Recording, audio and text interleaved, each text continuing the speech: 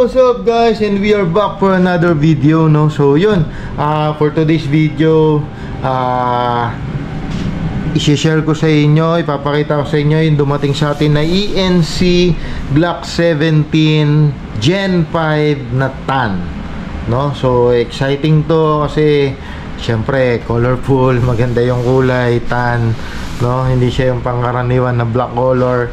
So yun, unbox natin and actual FPS check natin, no? So yun, inside the box we have syempre manual, no?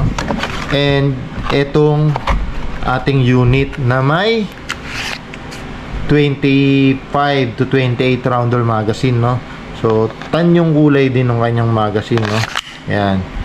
And check natin ano pa bang meron dito. May candy. May kasama siyang candy. Joke lang guys, ano yan. So yun, meron siyang grip extender, no? So para yan dito, kinakabit yan dyan. Pagka masyadong malaki yung kamay nyo, yan, dyan, pwede nyo ikabit yan. May kasama ring pin yan, syempre. Yan, kasama ng grip extender. Balik na natin, wala naman nating special na, wala naman na kasama na iba, no? So set aside lang natin yan natin dito. Yan. So remove natin yung magazine for safety, no? So yun, this ano ba to? EC1102. Okay, yun yung model nya. Glock 17 Gen 5 Austria, no? Full markings, no? Ito, okay, dikit lang. Yan, full markings with Glock markings yan. Ayan, officially licensed product Glock, no? So polymer yung kanyang lower frame and metal yung kanyang slide, no? With front and rear sight. Ayan, merong rail for attachment. Ito yung kanyang safe feature or yung safety lever nya. Tapos ito yung kanyang mag release. Ito yung kanilang yung kanyang slide, no? Slide lock, no? So yan. Okay. So ito namang magazine natin is 28 rounder na kulay tan din, no? Napaka cool. So yun, FPS check natin. Syempre bago natin i-gas up, bago natin gamitin, first thing to do is lubricate natin siya ng Top Dyno Silicone Lube, no? So yun, pang airsoft talaga yan. Yan. Tapos sa unit natin iyon, yung ibabaw ng nozzle para tumulo dito sa mga moving parts niya yung silicone, no? Yung lubricant natin, no? Tapos syempre laging trigger down natin yung gas route. Kung makikita nyo sa magazine, sobrang tuyot, no? So sprayan natin gas route, kailangan basayan yung kanyang output valve, yung input valve, syempre, no? Nakaspray yan.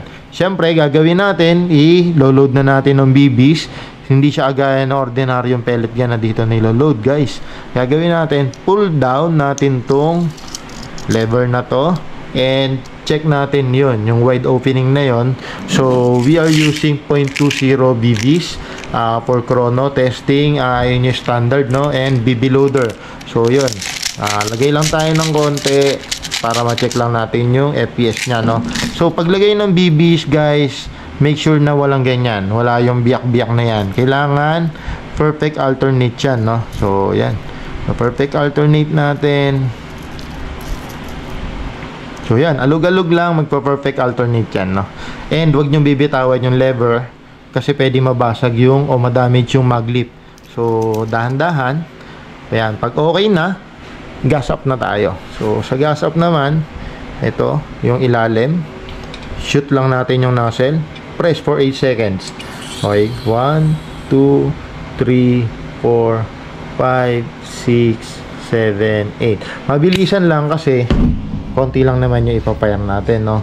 So syempre pagbalik sa ating unit, always put your trigger finger out, di ba? Para safe tayo. Make sure na wag dahan-dahan. Ganun mo. kailangan marinig mo yung clicking sounds o yung locking sounds niya, no? Yan. Tapos, syempre, pagkasa, yung groove na yan, hindi yan basta design. Hawakan yan. Pull back, let go. Okay? So, ready to shoot na to. Huwag nating gagalawin. Pwede nating i-shape dito. Pero yun nga, as long as yung trigger finger natin wala dun sa loob ng trigger, safe tayo. So, syempre, kunin ko muna kayo para ma-actual FPS natin. Sama kayo. Ayan, isa yan sa laging tinatanong sa atin eh, sir, ilang FPS tong ganito, ilang FPS yung ganyan, no? So, kunin natin, set natin yung chrono natin, syempre sa 0.2 BBs, no? Yun. So, yun. Always put your trigger finger out, no? Pag hindi pa ready mag-shoot. So, yun. ENC 1102 Glock 17 Gen 5 firing. Grabe rin ito pumalo. Ikli na ito. 328 318 318 322. So, yan yung FPS nya. Double tap tayo. Lakas pumalo. 313. Lakas ng kick nya, ng blowback nya. So, yan, 312. Yan, 303. Grabe, oh. Pusin natin. Yun. So, nag-open slide, ibig sabihin, ayan, wala nang bala, no? Wala nang laman yung chamber. So, gagawin natin, siyempre, babalik muna kayo ulit dito. Ayan, tackle natin to, no? So, for safety, always remove first your magazine, then slide down, trigger. Okay? So, safe na. So, yun, no? Magaan yung unit. Polymer yung kanyang lower frame. Yung kanyang slide is metal. 28 rounder magazine. Ang lakas ng kick, no? Para sa napakaikling unit. Napakagaan o compact, no? Sobrang pwedeng pang carry, no? So, yun. Malakas yung FPS nya. So, 300 to 320 FPS, no? Yun yung dideclare natin. So, yun, guys. Maraming salamat. May bago tayong upload ulit. So, hit nyo lang lagi yung notification bell natin para updated kayo sa mga latest uploads and videos natin, no? So, yun. Maraming salamat. Please do follow us on Facebook, Savage Airsoft PH, and subscribe to our channel, Savage Airsoft, no? Maraming salamat po. Thank you.